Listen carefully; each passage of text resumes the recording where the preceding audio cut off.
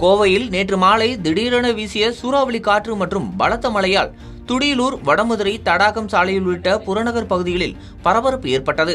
பல இடங்களில் கடைகளின் மேற்கூரைகள் காற்றில் பறந்ததுடன் மரங்கள் வேரோடு சாய்ந்து விழுந்தன. கோடைக்காலம் முடிந்து தென்மேற்கு பருவமழை தொடங்குவதற்கான அறிகுறிகள் தென்பட்டு வரும் நிலையில் கோவையின் பல்வேறு பகுதிகளில் நேற்று பிற்பகலுக்கு பிறகு வானிலையில் திடீர் மாற்றம் ஏற்பட்டது.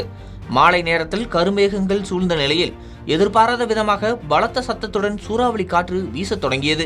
துடியலூர் மற்றும் தடாகம் பிரதான சாலை பகுதிகளில் வீசிய காற்றின் வேகத்திற்கு தாங்காமல் சாலையோர வணிக வளாகங்கள் மற்றும் தற்காலிக கடைகளின் தகர ஷீட் மேற்கூரைகள் பெயர்ந்து காற்றில் தூக்கி வீசப்பட்டன.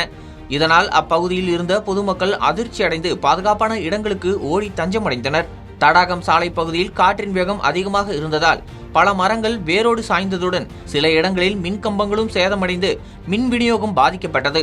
இதனால் அப்பகுதி சில நேரம் இருளில் மூழ்கியது. தகவலறிந்து சம்பவ இடத்திற்கு விரைந்த மின்வாரிய ஊழியர்கள் போர்க்கால அடிப்படையில் சீரமைப்பு பணிகளை மேற்கொண்டு மின் விநியோகத்தை மீட்டெடுத்தனர். திடீர் சூறாவளி காற்றால் பொதுமக்கள் அச்சமடைந்த நிலையில் கோவையில் பருவமழை முன்னெச்சரிக்கை நடவடிக்கைகளை தீவிரப்படுத்த வேண்டும் என்ற கோரிக்கையும் எழுந்துள்ளது.